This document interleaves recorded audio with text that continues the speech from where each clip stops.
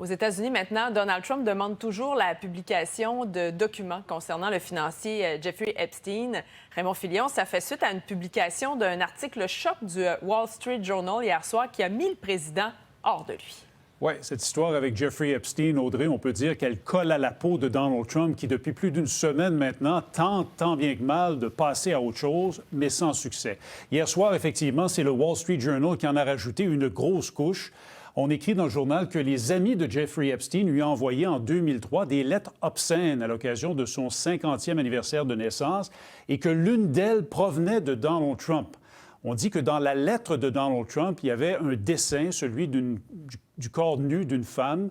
C'était signé Donald et avec un message qui disait « Joyeux anniversaire, que chaque jour soit un autre merveilleux secret ».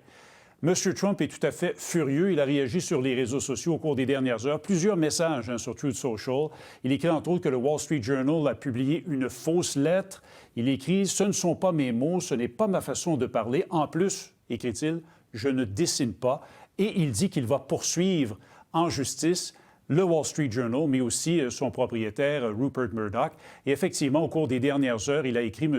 Trump, qu'il a donné ordre, instruction à sa procureure générale, Pam Bondi, de faire rendre public tous les témoignages pertinents de la procédure judiciaire concernant l'ancien financier Jeffrey Epstein. Évidemment, Audrey, le mot « pertinent » est très important. Hein? Ça ne veut pas dire tous les documents, seulement ceux qui seront jugés pertinents. Alors, on attend de voir ce qui pourrait sortir au cours des prochaines heures ou des prochains jours dans ce dossier-là.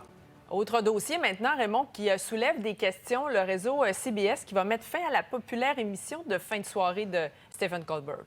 Stephen Colbert, effectivement, qui est un détracteur de premier rang du président américain. Il en fait une de ses têtes de turc régulièrement. Mais aussi, en début de semaine, lundi soir, Stephen Colbert, à sa très populaire émission sur le réseau CBS, a vertement critiqué une entente hors cours qui est récemment intervenue entre la maison mère du réseau CBS, Paramount, et Donald Trump.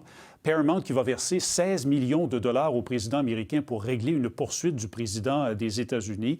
Et est-ce un hasard? 4 jours plus tard, on apprend que son émission sera retirée des ondes au mois de mai prochain. Et ça survient aussi au moment même où la compagnie mère de CBS, cette même entreprise Paramount, souhaite fusionner avec un studio de films hollywoodien. C'est une transaction de plusieurs milliards de dollars qui doit recevoir l'approbation de l'administration de Donald Trump. Alors, est-ce que tout ça est lié? C'est la question que bien des gens se posent. Donald Trump, au cours des dernières heures, toujours sur Truth Social, Audrey, a écrit qu'il se réjouit du congédiement du populaire animateur Colbert. Décidément, il y a beaucoup de rebondissements. Merci beaucoup, Raymond. Ça n'arrête pas. Au revoir. Au revoir.